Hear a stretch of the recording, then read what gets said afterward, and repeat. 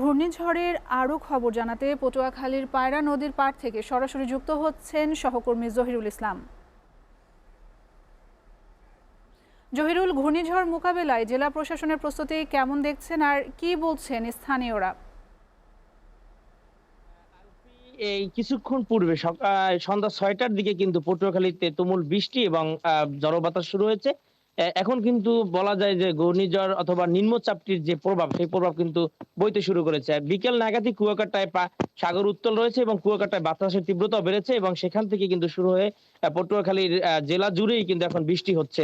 পটুয়াখালী জেলা প্রশাসন ইতিমধ্যে একটি সভা করেছেন সকালে। সেই সভা থেকে সকল ধরনের প্রস্তুতির কথা বলা হয়েছে। পটুয়াখালীতে ৭০৩টি সাইক্লোন শেল্টার এবং ৩৫টি মুজিব কেল্লা সহ বিভিন্ন স্থাপনা প্রস্তুত রাখা হয়েছে।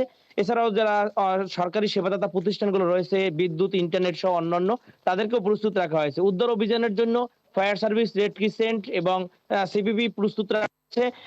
এছাড়াও বিভিন্ন উপজেলায় কিন্তু ইতিমধ্যে শুকনো খাবার এবং চাল, নগদ টাকা বরাদ্দ দেওয়া হয়েছে।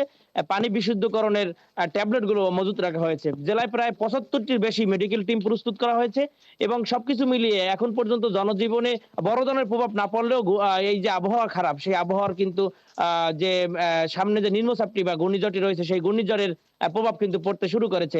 আমরা এখন দাঁড়িয়ে আছি পটুয়াখালী নদী বন্দরে। এখান থেকে কিন্তু বিকালে একটি লঞ্চ ছেড়ে গেছে।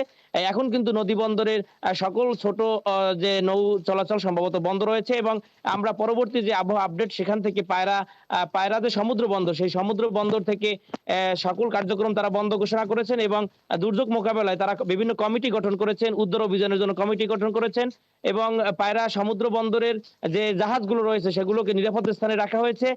পটুয়াখালীর যে কুয়াকাটায় টুরিস্ট রয়েছে, সেখানে টুরিস্ট পুলিশের পক্ষ থেকে জানানো হয়েছে তারা কিন্তু সেই পর্যটকদের নিরাপদ স্থানে থাকার জন্য নির্দেশ দিয়েছেন।